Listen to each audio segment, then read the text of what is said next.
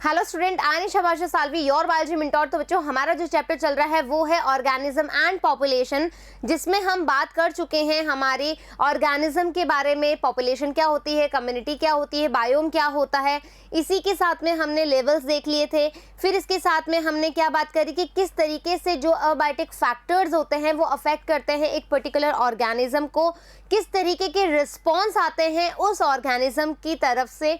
उसी के साथ में हमने देखा पॉपुलेशन क्या होती है, पॉपुलेशन के कौन कौन से एट्रीब्यूट्स होते हैं, जिसमें birth rate, sex rate, right, हमारी डेथ रेट, इसके अलावा मोर्टेलिटी, नेटेलिटी, हमारी डेंसिटी क्या होती है, पॉपुलेशन डेंसिटी, साइज क्या होता है, इमिग्रेशन क्या होता है और हमारा इमिग्रेशन क्या होता है, राइट। बहुत सारी चीज़ों के बारे में हमने बात करी। साथ ही हमने देखा कि हमारे एज पैरामिड्स क्या हैं और जो हमारे जो सपनों की दुनिया का एक ग्रोथ था और एक रियलिस्टिक मॉडल था उसके बारे में हमने बात करी, यानी कि एक्सपोनेंशियल ग्रोथ मॉडल, और हमारे पास एक था लॉजिस्टिक ग्रोथ मॉडल, राइट। ये हमने दो पार्ट्स में बात कर ली है। आज हम देखेंगे कि हमारी लाइफ हिस्ट्री वेरिएशन क्या होती है और पॉपुलेशन एक दूसरे से इंटरेक्ट कैसे होती है। पॉपुलेशन इंटरेक्शन बहुत ही इंपॉर्टेंट टॉपिक है। इस पूरे चैप्टर की मैं बात करूँ तो सबसे ज़्यादा पोटेंशियल है इस पॉपुलेशन इंटरेक्शन में, जिसमें भी आज हम प्रीडेशन पढ़ने वाले हैं। तो बहुत ही इंपॉर्टेंट, बहुत ही ईजी सा है। सो प्लीज़ इसको समझ लीजिएगा, क्योंकि यहाँ से क्वेश्चन आएंगे। जब मैं प्रीवियस ईयर के क्वेश्चन करवाऊंगी तो आप देखोगे कि किस तरीके से क्वेश्चन कहाँ से ज़्यादा आ रहे हैं। Is that clear? चलिए फटाफट से हम देख रहे हैं हमारा लाइफ हिस्ट्री वेरिएशन क्या है। लाइफ हिस्ट्री वेरिएशन को समझने के लिए सबसे पहले हमने बात करनी है इस आर की। क्या है ये आर वैल्यू? देखो बच्चों, आर वैल्यू के बारे में हमने बात करी थी। तो ये है intrinsic rate of natural increases, right. यानी कि जो आर है, हर कोई ऑर्गेनिज्म या हर कोई स्पीशीज जो है अपनी आर वैल्यू चाहती है। What do you mean by R value? R value का मतलब है कि हम क्या कह रहे हैं कि इंट्रिंसिक रेट किस तरीके से ग्रोथ हो रही है, उसकी इंट्रिंसिक रेट क्या है, उसी के आधार पर हम पता लगाते हैं कि ये पॉपुलेशन कैसी है। Is that clear? First thing. Second thing हम देखते हैं कि डार्विन के हिसाब से आर का मतलब है कि जो सबसे फिटेस्ट हो। फिटेस्ट का मतलब, जैसे मान लीजिए कि एक एरिया है, राइट, जो हम क्या करेंगे, हम इसको इस तरीके से बता सकते हैं। हम एग्जाम्पल ले लेते हैं, ज़्यादा बेटर रहेगा। जैसे मान लीजिए कि एक एरिया है, यहाँ पे स्पीशीज ए, स्पीशीज बी, स्पीशीज सी रहती है, ठीक है।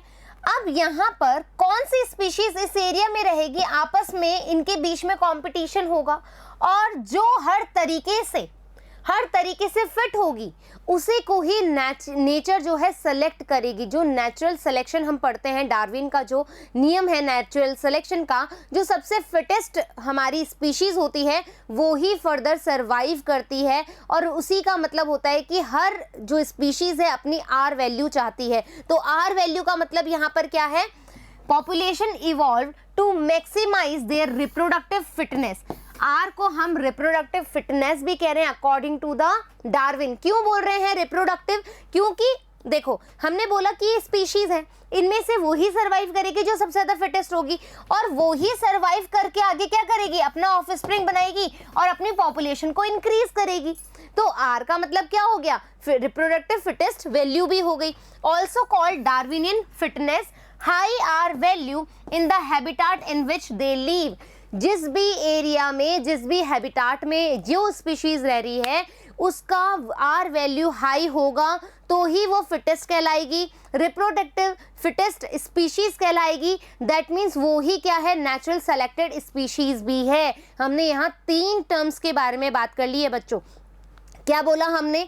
एक तो बोला मैम डार्विनियन फिटनेस, जिसमें अपन ने हाई आर वैल्यू की बात करी। दूसरा हमने बोला रिप्रोडक्टिव फिटनेस, जो कि क्या होगा, जो आगे सरवाइव करके अपना ऑफस्प्रिंग देंगे और अपनी पॉपुलेशन को इंक्रीज करेंगे। तीसरी हमने बात बोली नेचुरल सेलेक्टेड स्पीशीज, जो सबसे ज्यादा फिटेस्ट होगी वो ही उस नेचर में सरवाइव करेगी और उसी को ही नेचर क्या करेगा, फेवर करेगा फर्दर सर्वाइवल में। Clear that? आ गई बात समझ में? तो अब इस आर वैल्यू को बढ़ाने के लिए, ठीक है, इस आर वैल्यू को बढ़ाने के लिए जो स्पीशीज है बच्चों, वो दो तरह की स्ट्रैटेजी चलाती है। यदि मैं स्ट्रैटेजी 1 की बात करूं, है ना, 1 की बात करूं, तो दो तरह का होगा स्ट्रैटेजी, ठीक है। स्ट्रैटेजी 1 के अंदर दो तरह के प्लान वो लेकर के चलते हैं। एक स्पीशीज ऐसी होंगी, ठीक है, ऐसी स्पीशीज जो कि only reproduce once in their lifetime, right. पूरे अपनी जिंदगी में सिर्फ और सिर्फ एक ही बार वो क्या करेगी, अपने ऑफस्प्रिंग बनाएगी, अपने ऑफस्प्रिंग का प्रोडक्शन करेंगी या फिर रिप्रोड्यूस करेंगी। कौन? ऐसी स्पीशीज कुछ, जैसे कि आपकी एनसीईआरटी में एग्जाम्पल दे रखा है Pacific salmon fish, clear that. और यदि हम कुछ ऑर्गेनिज्म की बात करें तो वो क्या करते हैं, मैनी टाइम gives offspring, ठीक है। अपने जीवन काल में बहुत बार वो अपने ऑफस्प्रिंग्स देंगे। तो ऐसी स्पीशीज भी होती है जैसे कि हम लोग ह्यूमंस, राइट, मैमल्स, ये क्या करते हैं, अपने जीवन में बहुत बार ऑफस्प्रिंग्स प्रोड्यूस करते हैं, क्लियर दैट। आ गई बात समझ में, ये स्ट्रैटेजी 1 हो गई। दूसरी स्ट्रैटेजी क्या रहेंगी बच्चों? दूसरी स्ट्रैटेजी रहेंगी कि भाई ठीक है, प्रोडक्शन कर रही हैं, ऑफस्प्रिंग दे रही हैं, रिप्रोड्यूस हो रही हैं, लेकिन जो रिप्रोड्यूस हो रही हैं, ठीक है, वो क्या कर रही हैं, रिप्रोडक्शन तो कर रही है, वो कितनी बार भी करे, ठीक है, रिप्रोडक्शन करे वो कितनी बार भी करे, लेकिन वो ऑफस्प्रिंग कैसे दे रही हैं? तो एक तरह की होंगी कि ऑफस्प्रिंग कैसी होगी उसकी, लार्ज नंबर, ठीक है, बहुत सारे नंबर में वो अपनी ऑफस्प्रिंग देंगी, लेकिन कैसे होगी, वो स्मॉल इन साइज होंगी, ठीक है। जैसे फिश को आप देखते हो, फिश क्या होती हैं, अपने ऑफस्प्रिंग बहुत लार्ज नंबर में करती, लेकिन उनका जो साइज होता है ऑफस्प्रिंग का, वो क्या होता है, स्मॉल होता है। और एक और बात क्या होगा, जो एनर्जी है, ठीक है, अपने बच्चों को पालने के लिए या उनके सर्वाइवल को देखने के लिए जो एनर्जी है वो क्या करती हैं, लेस प्रोड्यूस करती हैं या लेस खर्च करती हैं, ठीक है।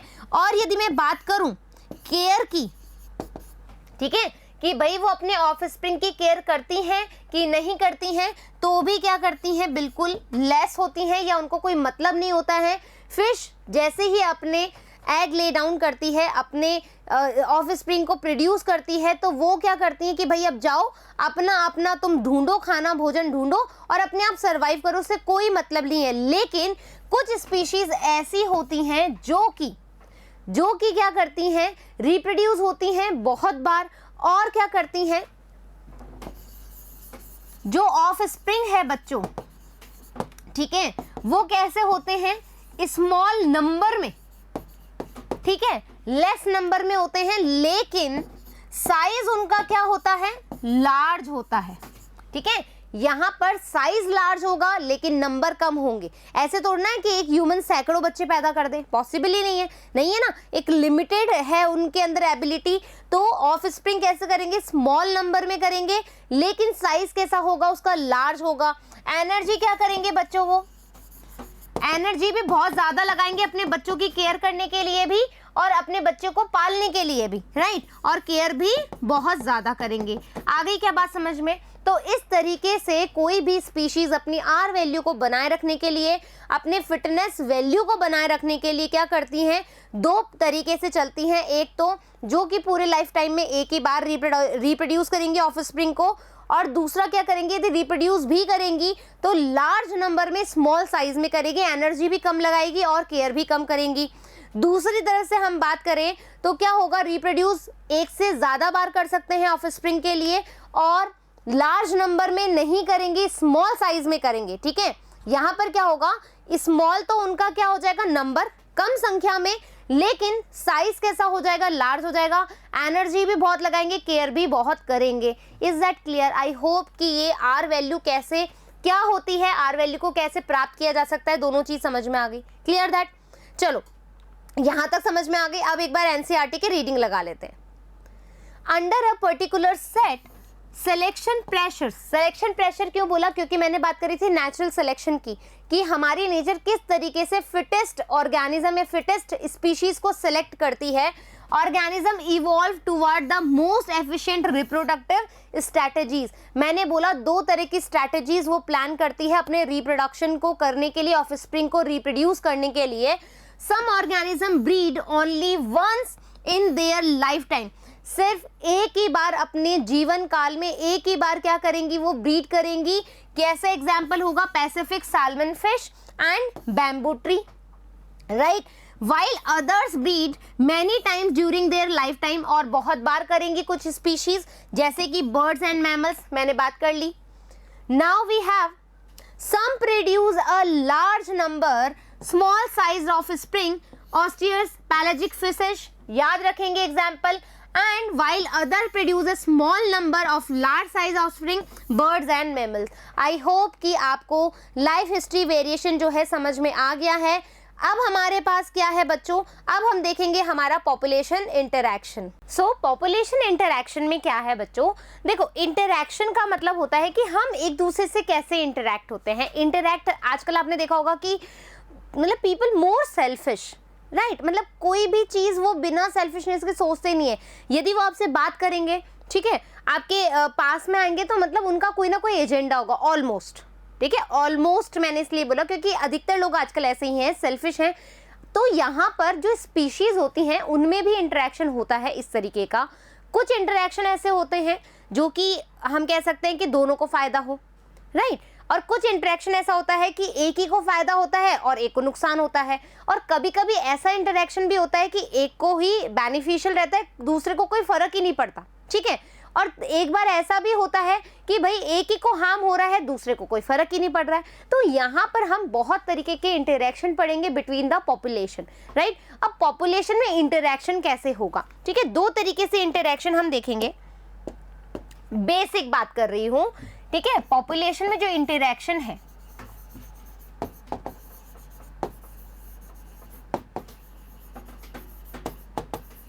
वो दो तरीके से हो सकते हैं। कैसे हो सकते हैं, एक होता है इंटर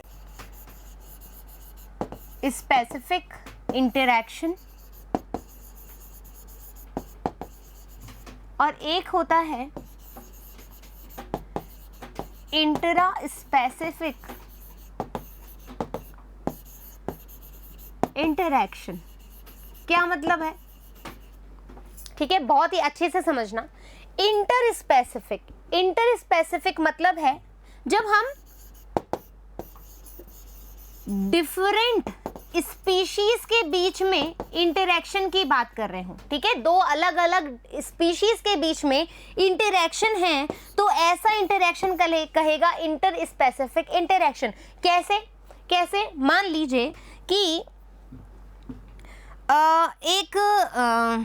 क्या एग्जाम्पल दूं, हाँ ठीक है, यहां पर एक डॉग है, ठीक है, कुछ ज्यादा खास डॉग नहीं बनता मेरा, बट ठीक है, आपको समझ में आ जाएगा, ठीक है। एक डॉग है और यहां पर एक क्या बनाऊं, कौवा, ठीक है,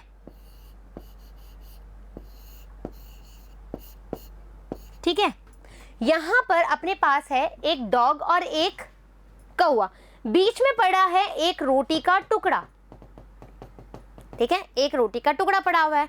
अब देखो यहां पर कौवे को भी भूख लगी है और डॉग को भी भूख लगी है, तो यहां पर क्या हो गई, डिफरेंट स्पीशीज हो गई। कौवा डिफरेंट स्पीशीज है, डॉग डिफरेंट स्पीशीज है। इन दोनों के बीच में इस रोटी के लिए जो इंटरेक्शन होगा, ठीक है, वैसे तो ये कंपटीशन है, अभी हम इंटरेक्शन की बात कर रहे हैं। इंटरेक्शन तो होगा एज अ कंपटीशन, ठीक है, इंटरेक्शन की बात कर रहे हैं, कंपटीशन होगा दोनों में। तो यहाँ पर क्या होगा, इस तरह का जब इंटरेक्शन होगा जो अलग अलग स्पीशीज के मध्य हो, तो वो कहलाएगा हमारा इंटर स्पेसिफिक। इंटरा स्पेसिफिक क्या होगा, यानी कि with in the species, with in the species होगा। कैसे मैम, यानी कि अब देखो यहां पर भी कौवा है, ठीक है, और यहाँ पर भी कौवा है, रोटी बीच में है, तो अब यहाँ पर भी कैसा होगा, इंटरेक्शन होगा। ठीक है, इंटरेक्शन है लेकिन सेम स्पीशीज है, इंटरेक्शन है लेकिन दो अलग अलग स्पीशीज है। यानी कि यदि मेरे कॉलेज के अंदर ही कोई फेस्ट है, कोई कंपटीशन है, तो वो कहलाएगा मेरा इंटरा कॉलेज फेस्ट। ठीक है, और यदि कॉलेज ए और कॉलेज बी के मध्य कोई कंपटीशन है तो वो मेरा कहलाएगा inter specific interaction. I hope दोनों टर्म्स क्लियर। इंटर जब हम दो अलग अलग स्पीशीज के मध्य इंटरेक्शन देख रहे हो, इंटरा स्पेसिफिक इंटरेक्शन जब हम सेम स्पीशीज सेम कॉलेज के अंदर कोई कंपटीशन देख रहे हो। I hope it is clear, right. चलें आगे। सो पॉपुलेशन इंटरेक्शन क्या है? The interaction among individual of the same species known as intraspecific interaction. यहां मैंने बोला है सेम स्पीशीज, दोनों कौवों के बीच में रोटी के लिए लड़ाई हो रही है। ठीक है, फिर and among the organism of different species termed as interspecific interaction। दो डिफरेंट अलग अलग स्पीशीज के मध्य आपस में कोई कनेक्शन, कोई इंटरेक्शन हो रहा है, that means inter specific interaction. Clear? Inter specific interaction, inter different, right. Interaction arise from the interaction of the population of two different species. They could be beneficial, beneficial भी हो सकती है, harmful भी हो सकती है, या न्यूट्रल भी हो सकती है। बेनिफिशियल जैसे हम बोल रहे हैं प्रॉफिट हो रहा हो। डेट्रीमेंटल, डेट्रीमेंटल का मतलब होता है लॉस, ठीक है, या फिर हार्म। ठीक है, डेट्रीमेंटल का मतलब होता है लॉस या फिर हार्म। एंड न्यूट्रल, कोई फर्क नहीं पड़ रहा, ना उसको लॉस हो रहा है ना उसको कोई प्रॉफिट हो रहा है, वो न्यूट्रल है, कोई मतलब नहीं है उसको कोई भी उस इंटरेक्शन से, right. To one to the species और बोथ, दोनों में ये चीज हो सकती है। असाइनिंग अ साइन, ठीक है। अब देखो जहां पर आपको क्या होगा बच्चों, हमने तीन टर्म देखी है। क्या क्या टर्म देखी है? देखो, एक है बेनिफिशियल, एक है डेट्रीमेंटल और न्यूट्रल। इनको हमने क्या दिया है? कुछ साइन दिया है। यदि मैं बात करूं बेनिफिशियल की, ठीक है, यदि मैं बेनिफिशियल की बात करूं तो प्लस, ठीक है। यदि मैं बात करूं डेट्रीमेंटल की तो हमें मिला है माइनस, और यदि मैं बात करूं न्यूट्रल की तो मतलब हमें मिला है 0। क्लियर? ये साइन है।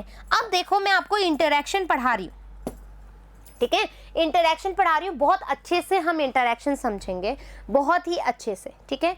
इंटरेक्शन हमारे पास क्या है? जैसे कि हम बोल रहे हैं कि म्यूचुअल अंडरस्टैंडिंग रहती है ना हमारे पास, म्यूचुअल अंडरस्टैंडिंग। जैसे कि आजकल जो लिव इन रिलेशनशिप है, ठीक है, मोस्ट प्रोबेबली जैसे मैरिज नहीं कर रहे, लिव इन रिलेशनशिप में रहते हैं, तो वहां पर क्या है? म्यूचुअल अंडरस्टैंडिंग है कि हाँ, जब तक हमारी पटरी पड़ रही है हम लोग आपस में आगे तक चल सकते हैं। जहां हमारी लड़ाई हुई हम सेपरेट भी हो सकते हैं। क्यों? क्योंकि हमने कोई भी एक दूसरे के साथ कमिटमेंट नहीं किया है, right. Marriage is like a commitment कि हाँ, हमें आगे तक चलना है, लेकिन जब लिव इन रिलेशनशिप होता है तो वहां पर कोई कमिटमेंट नहीं है। दैट मीन्स हम क्या कह रहे हैं? म्यूचुअलिज्म हो रहा है, यानी कि दोनों को ही बेनिफिट है, ठीक है, दोनों को अपनी म्यूचुअल अंडरस्टैंडिंग से एक रिलेशन में रखा जा रहा है। दैट मीन्स दोनों को बेनिफिट है, तो ऐसा रिलेशन कैसा आएगा? पॉजिटिव, ठीक है, पॉजिटिव आ जाएगा ये रिलेशनशिप। म्यूचुअलिज्म किस में आएगा? पॉजिटिविटी में आएगा। लेकिन यदि वही मैं बात करूं पैरासिटिज्म की, ठीक है, पैरासिटिज्म की बात करूं या प्रीडेशन की बात करूं, तो यहां पर क्या है बच्चों? यहां पर हम बोल रहे हैं कि लॉस है, ठीक है। अब सुनो, पैरासिटिज्म और प्रीडेशन का मतलब क्या होता है? पैरासिटिज्म से यानी कि जैसे कि डैंड्रफ, ठीक है, डैंड्रफ है और वो आपके सर पे है, वो क्या कर रहा है? अपना न्यूट्रिशन ले रहा है, लेकिन आपके लिए लॉस हो रहा है, आपको प्रॉब्लम हो रही है, आपको इन्फेक्शन हो रहा है, आपकी स्किन में रैशेज हो रहे हैं, राइट। तो यानी कि ऐसा पैरासिटिज्म जो आपके बॉडी के ऊपर रहे या बॉडी के अंदर, कोई भी ऐसा स्पीशीज, कोई भी ऐसा ऑर्गेनिज्म जो कि आपकी बॉडी के अंदर या बॉडी के ऊपर रह करके अपना फायदा उठा रहा हो और आपको लॉस हो रहा हो, तो वो कहलाता है पैरासिटिज्म। प्रीडेशन, प्रीडेशन यानी कि एक टाइगर ने एक हिरन को खाया, ठीक है, यानी कि यहाँ पर एक प्रीडेटर होता है और एक प्रे होता है, ठीक है, एक प्रीडेटर जो कि खाता है और जो प्रे होता है जिसको खाता है, जैसे कि लायन, यहाँ पर टाइगर, ये क्या है, प्रीडेटर है, ठीक है, और जैसे डियर,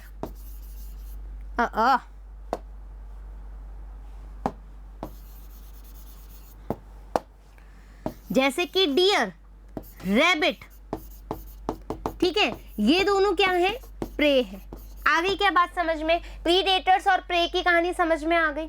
इसके अलावा हम बोलें कि कमेंसैलिज्म, कमेंसैलिज्म का क्या मतलब है बच्चों? कहाँ चलें? कमेंसैलिज्म का मतलब होता है कि एक स्पीशीज ए है और एक स्पीशीज बी है, ठीक है, कमेंसैलिज्म को समझना। यहां पर सिर्फ एक ही स्पीशीज को फायदा है, एक ही स्पीशीज को फायदा है, लेकिन दूसरे को ना तो प्रॉफिट है ना ही कोई हार्म है, दैट मीन्स दूसरी क्या है, न्यूट्रल है। ये हो गया कमेंसैलिज्म। अब सुनो, दूसरा होता है अमेंसैलिज्म।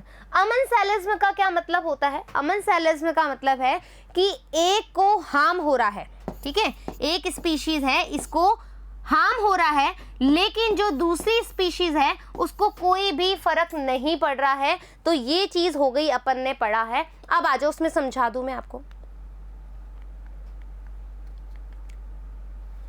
म्यूटैलिज्म, दोनों को फायदा है, दोनों खुश हैं, ठीक है। कंपटीशन, अब कंपटीशन की कहानी सुनो बच्चों, कंपटीशन नहीं बताया मैंने। कंपटीशन बच्चों कभी भी हम कहते तो हेल्दी कंपटीशन करो, ठीक है। हेल्दी कंपटीशन का मतलब ये होता है कि आपको स्ट्रेस ना हो, आप किसी से ईर्ष्या ना करें। जैसे होता है ना कि भाई अब देखो, पेरेंट्स ही क्रिएट कर देते हैं, हमारे रिलेटिव्स ही क्रिएट कर देते हैं हमारे अंदर जो एक एडवर्स टाइप का कंपटीशन होता है, जो हम कह सकते हैं नेगेटिव जो कंपटीशन होता है, यानी कि जैसे सबसे स्टार्टिंग जो होती है वो ये होती है, उसका तुमने देखा सुरेश ने तो इतना नंबर लेकर आए, तुम ये भी नहीं कर पा रहे, कंपटीशन क्रिएट हो गया, आप उससे जलना शुरू कर दोगे, राइट। वो अच्छा है, उससे लर्निंग करोगे तो शायद आप में पॉजिटिव कंपटीशन आएगा कि हाँ उसको अच्छा नंबर आ रहा है, क्यों आ रहा है, उससे अच्छी आदतें सीख लो। लेकिन आप ये करोगे, मम्मी हमेशा उसकी तारीफ करती है, ये तो मेरे लिए एकदम सरदर्दी बन गया, ये तो मेरे लिए अच्छा ही नहीं है, तो हमारे पास क्या आ जाएगा, नेगेटिव कंपटीशन आ जाएगा, नेगेटिव स्ट्रेस हमारी बॉडी में आ जाएगा, और जो बिल्कुल भी अच्छा नहीं होता है, राइट। अब सुनो कंपटीशन की कहानी। कंपटीशन में क्या हो रहा है, यहाँ पर कोई स्पीशीज है ए, कोई स्पीशीज है बी। जैसे कि अब कंपटीशन मैंने बोला था इंट्रा स्पेसिफिक और इंटर स्पेसिफिक, ठीक है, कंपटीशन बोला था। यहाँ पर ये डॉग है और ये क्रो है और बीच में रखी है रोटी, दोनों में लड़ाई हो रही है इस रोटी के लिए, ठीक है, दोनों में लड़ाई हो रही है, कंपटीशन है। कंपटीशन में क्या होगा, एक ना एक को तो लॉस होगा ही होगा, एक ना एक को तो लॉस होगा ही होगा। तो कंपटीशन हमेशा कैसा रहता है बच्चों, हमेशा नेगेटिव ही रहता है, कंपटीशन हमेशा नेगेटिव रहेगा। और मान लो ये सेम स्पीशीज में हो गया, क्रो और क्रो के बीच में कंपटीशन हो गया, तो क्या होगा, वहां पर भी स्पीशीज एक्सटिंक्ट होगी। क्यों, आपस में लड़ेंगे, आपस में लड़ेंगे तो डेफिनेटली मरेंगे। कैसे, देखो आ जाओ, ये एक फैमिली है, इसमें 5 मेंबर है, A B C D E. ये दूसरी फैमिली है, इसमें भी मेंबर हैं 1 2 3 4 5। अब तुम सोचना कौन सा कंपटीशन ज्यादा अच्छा है, ठीक है। कंपटीशन हालांकि खराब ही होते हैं, बट फिर भी एक कंपटीशन है इन दोनों फैमिली के बीच में, ठीक है, दोनों फैमिली के बीच में, राइट। यानी कि एक स्पीशीज ए है और एक स्पीशीज बी है, दो फैमिली है, एक फैमिली ए एक फैमिली बी, यानी कि दो डिफरेंट स्पीशीज के बीच में हम क्या करवा रहे हैं, कंपटीशन करवा रहे हैं, ठीक है। और सुनो, अब यहां पर ये जो फैमिली है, इन्हीं मेंबर के बीच में कंपटीशन हो जाए तो एक दूसरे को मार देंगे ना। यहां तो ये एक साथ मिलकर के इस पे हावी हो सकते हैं, या ये एक साथ होकर के इस पे हावी हो सकते हैं, ठीक है। डॉग एंड क्रो, लेकिन यदि डॉग डॉग के बीच में लड़ाई हो जाए, क्रो क्रो के बीच में लड़ाई हो जाए, तो वो कंपटीशन ज्यादा गंदा होता है। यानी कि जो कंपटीशन इंट्रा स्पेसिफिक होगा, फैमिली के अंदर ही लड़ाई होती है तो फैमिली पूरी बिखर जाती है। Am I clear? राइट। तो कंपटीशन दो स्पीशीज के बीच में फिर भी ठीक रहता है, लेकिन इंट्रा स्पेसिफिक यदि हो गया तो वहां पर एक्सटिंक्शन के चांस आ जाते हैं। वहां पर हम कह सकते हैं कि स्पीशीज ऐसी कंडीशन पे आ जाती है उसके मेंबर खत्म हो जाए, विलुप्त तो भी हो सकते हैं, स्टारवेशन कंडीशन आ सकती है, बहुत सारी चीजें आती हैं कि यहाँ पर यदि विद इन द फैमिली चीजें हो रही हैं तो गलत है, दो फैमिलियों के बीच में हो रहा है तो चल जाएगा, हो सकता है एक मेंबर समझदार हो लड़ाई खत्म भी कर दे। क्लियर? चलो, कंपटीशन समझ में आ गया। प्रीडेशन, प्रीडेशन यानी कि टाइगर ने डियर को खाया, ठीक है, लायन ने डियर को खाया, ये क्या है, या एक स्पैरो ने सीड को खाया, ये क्या है, प्रीडेशन है। यानी कि जहां पर एक को लाभ हो रहा है, शेर का पेट भर रहा है, वो आराम से सो रहा है, लेकिन डियर तो गया, डियर की फैमिली में तो रोना चल रहा है, एक तो खुशियां मना रहा है मेरा पेट भर गया और मैं सोऊंगा, और डियर की फैमिली में तो मातम मच रहा है क्योंकि डियर चला गया। तो यानी कि जो शेर है उसकी फैमिली में तो बल्ले बल्ले बल्ले बल्ले, यहां पर हो रहा है बेचारे के tension. Clear that? So parasitism में भी क्या हो रहा है, आपके यहाँ पर जुएं पड़ गई है, आपके यहाँ पर डैंड्रफ हो गया है, दैट मीन्स आप सारे दिन खुजाते रहोगे, आपको शर्म आएगी, ठीक है, यानी कि हमें लॉस हो रहा है, ठीक है। लेकिन जो पैरासाइट है, जो फंजाई है, जो ईल है, उसके मजे हो रहे हैं, क्यों? आराम से खून चूसने को मिल रहा है। तो पैरासिटिज्म समझ में आ गया। नाउ कमेंसैलिज्म, कमेंसैलिज्म मैंने क्या समझाया बच्चों, कमेंसैलिज्म में एक को ही प्रॉफिट हो रहा है, दूसरे को कोई मतलब नहीं है, कोई भी मतलब नहीं है कि वहां पर मेरा क्या चल रहा है, ठीक है। अमेंसैलिज्म में देखो, अमेंसैलिज्म में यहां पर हार्म हो रहा है, हार्म हो रहा है, डेट्रीमेंटल हो रहा है यहां पर, लेकिन दूसरे को कोई फर्क नहीं पड़ रहा। कैसे समझ सकते हो, कैसे समझ सकते हो? देखो, कमेंसैलिज्म में यहां पर दो फ्रेंड है, ठीक है, दो फ्रेंड है और उनकी एक कॉमन फ्रेंड है, ठीक है। ये लड़का है राम, एक लड़का है श्याम और लड़की है सीता, ठीक है, दोनों की कॉमन फ्रेंड है। लेकिन राम को सीता ज्यादा पसंद है, राम को सीता ज्यादा पसंद है, तो इसको लगता है राम को कि श्याम को भी हो सकता है सीता पसंद हो। तो ये राम के पास जाता है, श्याम मतलब राम श्याम के पास जाता है और बोलता है यार एक बात कहूँ क्या, मुझे नहीं पता कि तू क्या सोचेगा, लेकिन मुझे सीता बहुत पसंद है। तो श्याम बोलेगा ठीक है ना, तो मैं क्या करूं, मुझे पता नहीं था तू उसे लाइक करता है क्या, लेकिन मेरा ऐसा कोई सीन है, वो मेरी बस फ्रेंड है। Clear that? तो दैट मीन्स कमेंसैलिज्म में राम को प्रॉफिट हो गया, क्यों? क्योंकि सीता मिल गई। श्याम को कोई मतलब ही नहीं है, उसको कोई फर्क ही नहीं पड़ रहा ना, क्योंकि इसकी सिर्फ फ्रेंड है, इसका कोई भी ऐसा कोई सीन नहीं है, कोई ट्राइंगल नहीं है यहाँ पे। Clear that? फिर आ जाओ अमेंसैलिज्म में। अमेंसैलिज्म में क्या हो रहा है, कहानी में आया ट्विस्ट, ठीक है। राम गया श्याम के पास, सुनना बड़ी ढंग से सुनना, राम गया श्याम के पास, यार भाई सीता मुझे बहुत पसंद है, तू थोड़ा उससे दूर रहना प्लीज, फ्रेंड हो फ्रेंड ही रहना। श्याम, मैं भी सीता को लाइक करता हूं, ठीक है, तू उस पर नजर भी मत डालियो। राम, प्लीज यार मैं सीता को बहुत लाइक करता हूं और वो भी मुझे ऐसा लगता है लाइक करती है। श्याम, सीता यदि मेरी भी नहीं है तो वो तेरी भी नहीं रहेगी। दैट मीन्स यहां पर क्या हुआ, जो अमन है, ठीक है, आप श्याम की जगह अमन भी ले सकते हो, क्योंकि अमेंसैलिज्म से तुम्हें याद रहेगा कि तुम्हें हार्म करना है, सीता को तुम्हें हार्म करना है। तो यहां पर हार्म हुआ, राम का लॉस हो गया, उसको सीता मिली नहीं, और इसको नहीं भी मिली है, श्याम को नहीं भी मिली तो उसको कोई फर्क नहीं पड़ रहा, क्योंकि इसके अंदर कंपटीशन था, ना कि इसके अंदर लव था। Clear that?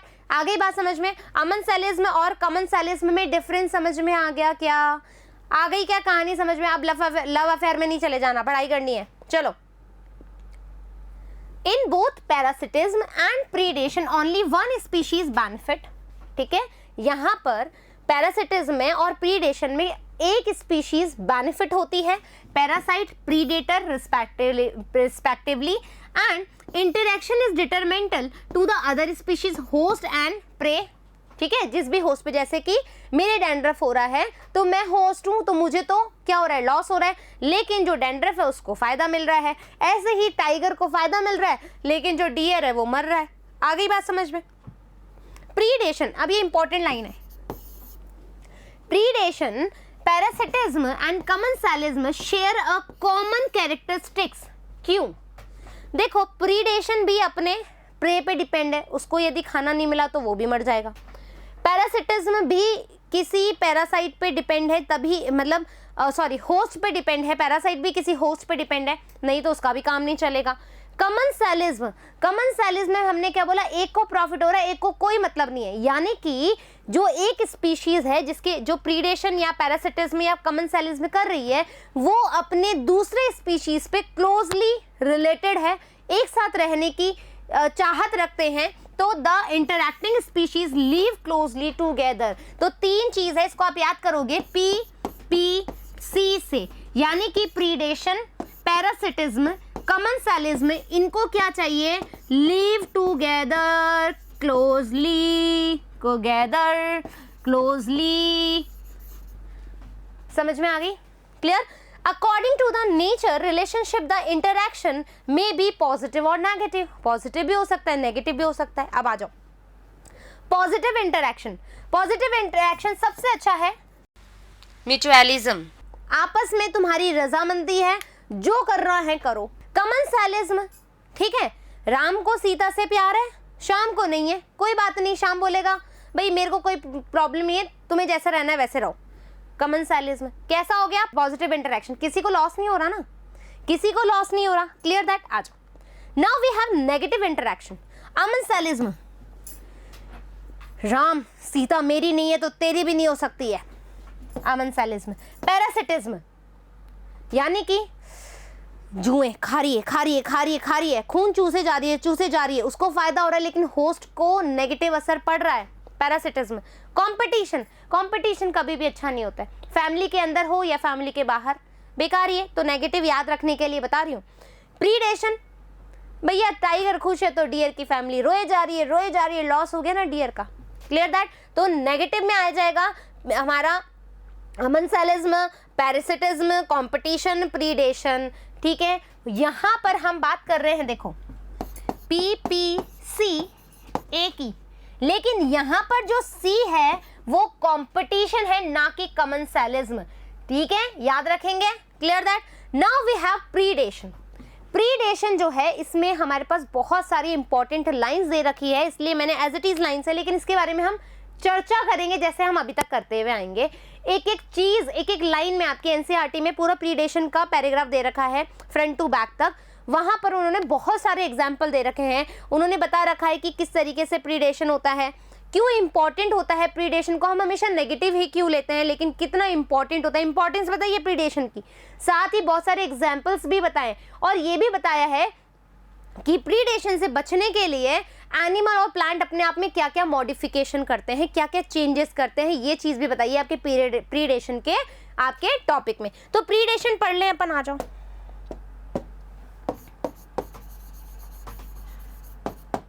प्रीडेशन के पॉइंट्स।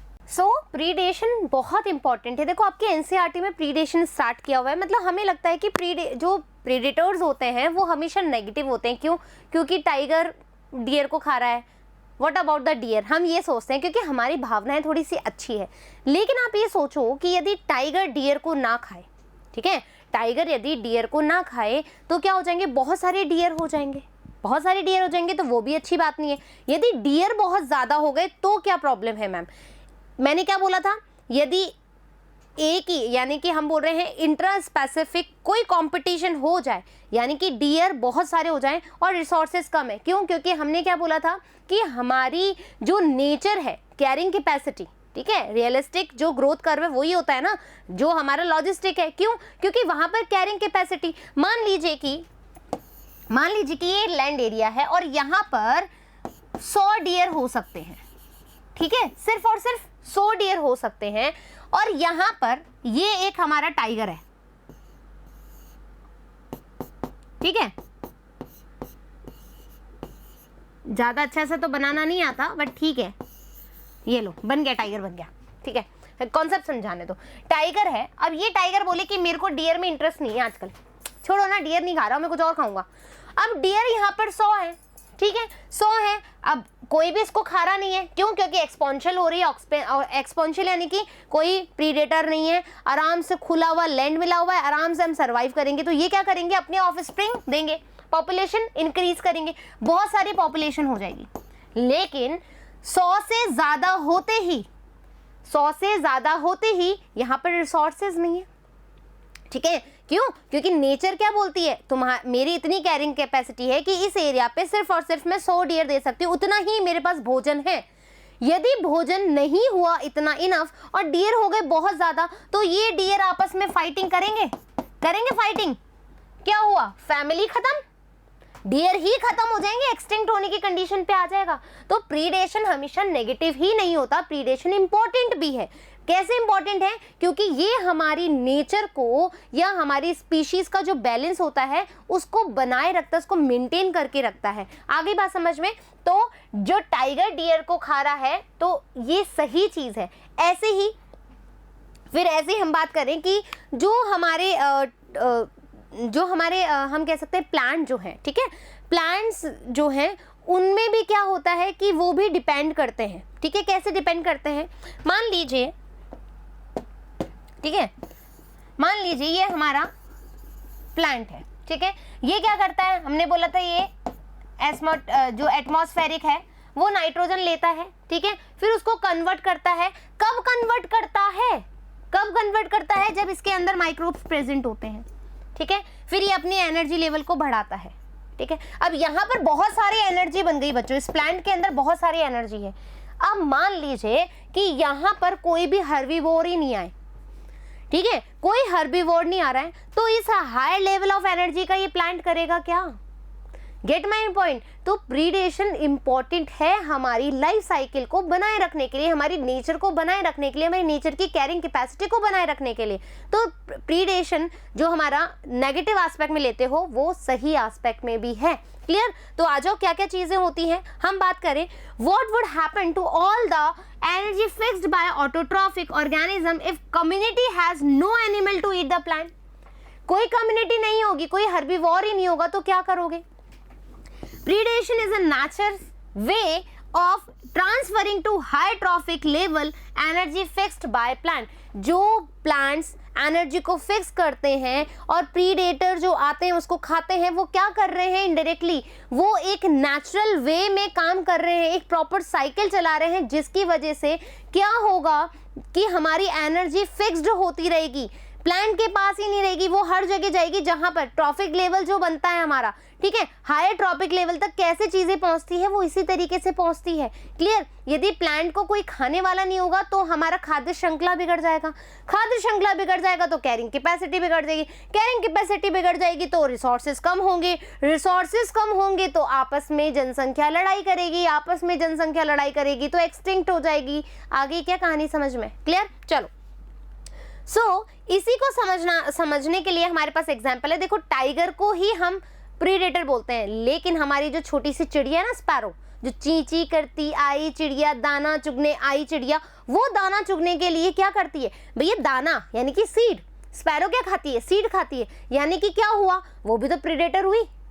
स्पैरो भी क्या है? प्रीडेटर है। सीड क्या है? प्रे है। तो यहाँ पर बोल रहा है when we think a predator and prey most probably it is the tiger. मैं भी तेरे से टाइगर लायन का एग्जांपल दे रही हूँ, डियर का एग्जांपल दे रही हूँ, लेकिन मैंने स्पैरो का एग्जांपल दिया क्योंकि हम क्या सोचते हैं, चिड़िया दाना ही तो खा रही है, चिड़िया दाना ही तो खा रही है।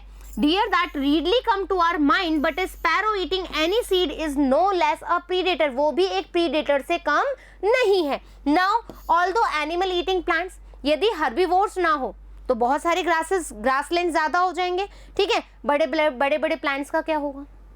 राइट, हर्बीवोर्स ना हो तो क्या होगा भाई? बनते रहे ग्रासलैंड, हमें क्या दिक्कत है? क्या दिक्कत है? बनते रहे, लेकिन आपका एटमॉस्फेयर चेंज हो जाएगा। अभी हमने पढ़ा है प्रीवियस वीडियो में, ठीक है, हमारा एटमॉस्फेयर चेंज हो जाएगा।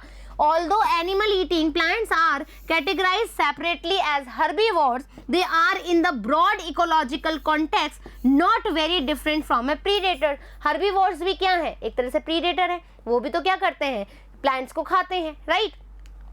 Now, beside acting a conduits, important term, predator are also called as conduit. Conduits क्या मतलब? जैसे मैंने क्या कहा था, कि एक खाद्य श्रृंखला चलती है, फूड चेन चलता है, ट्रॉफिक लेवल्स होते हैं, ठीक है, तो वो ऑर्गेनिज्म जो एनर्जी के लेवल्स को एक लेवल पे, हायर लेवल पे पहुंचाते हैं, वो काम कौन करता है? हमारे प्रीडेटर्स। ये क्या करते हैं? हमारी क्या करेंगे? एनर्जी ट्रांसफर करेंगे ट्रॉफिक लेवल में। जैसे कि प्लांट के पास पूरी बहुत सारी एनर्जी है, उसको हर्बीवोर खाएगा, हर्बीवोर को फिर कार्निवोर खाएगा, तो एनर्जी गई ना। मान लीजिए कि एक प्लांट ने, ठीक है, इसने 100% एनर्जी बनाई, अब इसको खा गया कोई हर्बीवोर, हर्बीवोर के पास एनर्जी आ गई, यहाँ से एनर्जी आ गई, अब यहाँ से एनर्जी कहाँ जाएगी? कार्निवोर के पास में। तो एनर्जी को हम क्या करवा रहे हैं? एक दूसरे के अंदर ट्रांसफर करा रहे हैं, एक ट्रॉफिक लेवल से दूसरी ट्रॉफिक लेवल में ट्रांसफर करा रहे हैं। इसीलिए जो प्रीडेटर्स होते हैं वो कॉन्डोइट्स भी कहलाते हैं। I hope term is clear now. Now they keep pray population under control, और कंट्रोल अंडर कंट्रोल भी रखते हैं, जैसे मैंने अभी समझाया था कैरिंग कैपेसिटी डियर वाली कहानी। But for predators prey species could achieve very high population density and cause ecosystem instability। यदि predators अपने prey को नहीं खाएंगे बच्चों, तो भाई क्या होगा? इकोसिस्टम की जो स्टेबिलिटी है, जो एक प्रॉपर बैलेंस है, वो खत्म हो जाएगा। Clear that? बहुत सारे ग्रास हॉपर्स हो जाएं तो भी अच्छा नहीं है, बहुत सारे डियर्स हो जाएं बहुत, ये भी अच्छा नहीं है। Is that clear? So when certain exotic species, क्या मतलब है एक्सोटिक स्पीशीज का?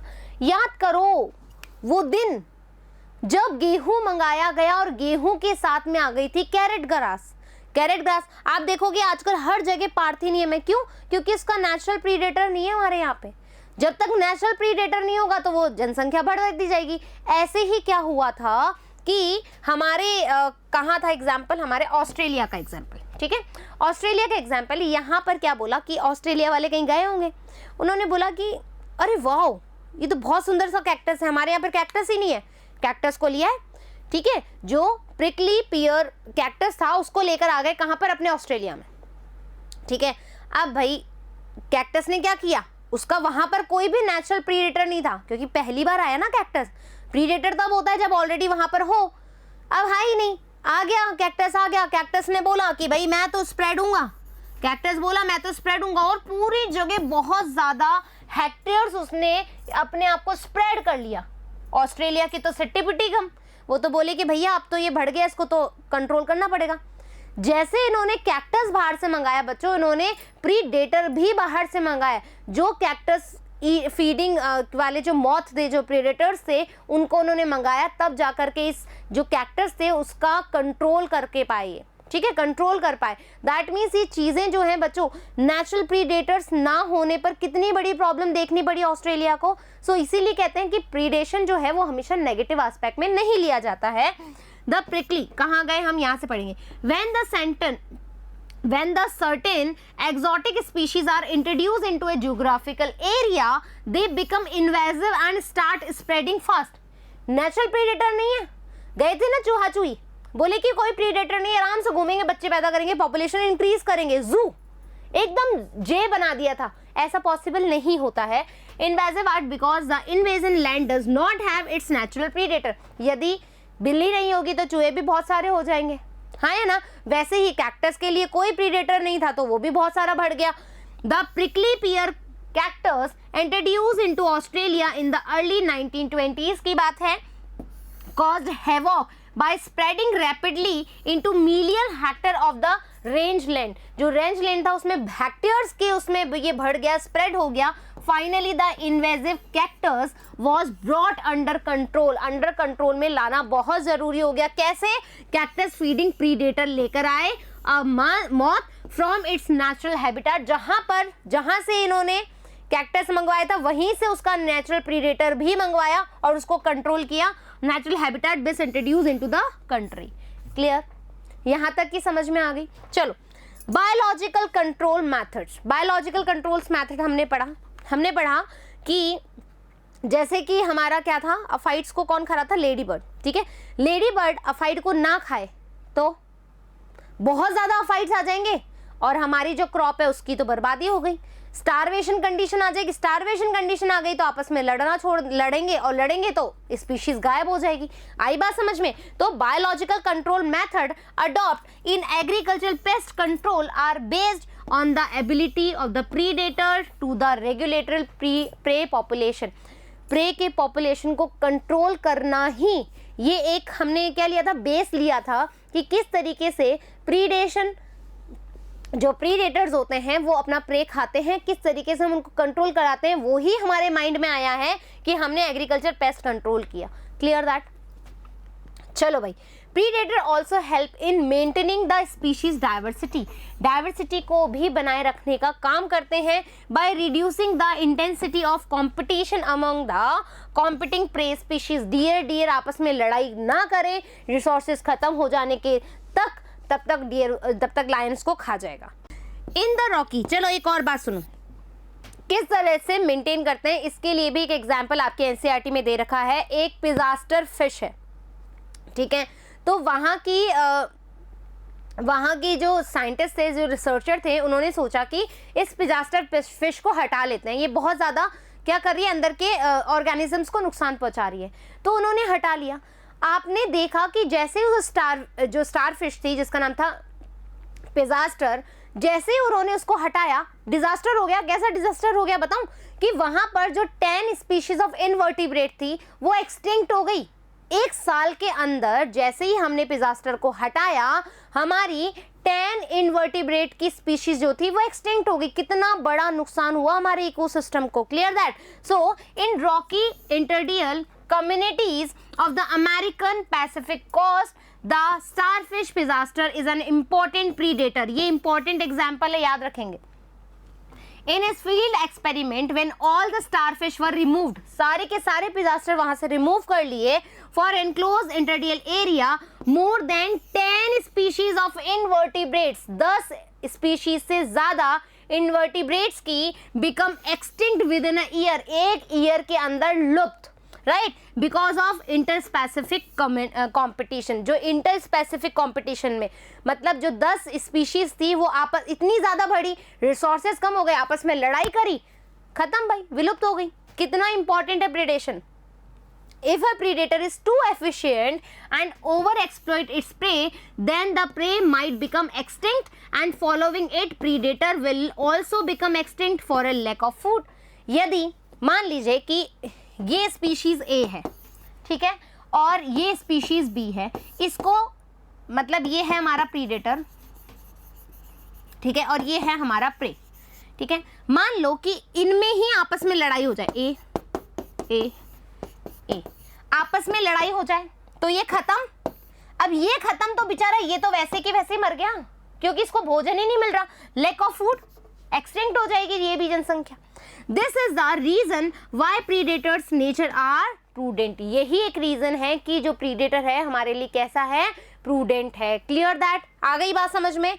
Pray species have evolve various defences to lessen the impact of predation. अब देखो प्रीडेटर क्या करते हैं, अपने जो प्रे होते हैं उनको तरीके सिखाते हैं, एक लेसन पढ़ाते हैं कि तुम अपने आप को ऐसे बचाव कर सकते हो। तो इसीलिए आपने देखा होगा कि जो हमारे कैक्टस होते हैं उसके अंदर क्या लगे होते हैं, कांटे, स्पाइक्स लगे हुए होते हैं।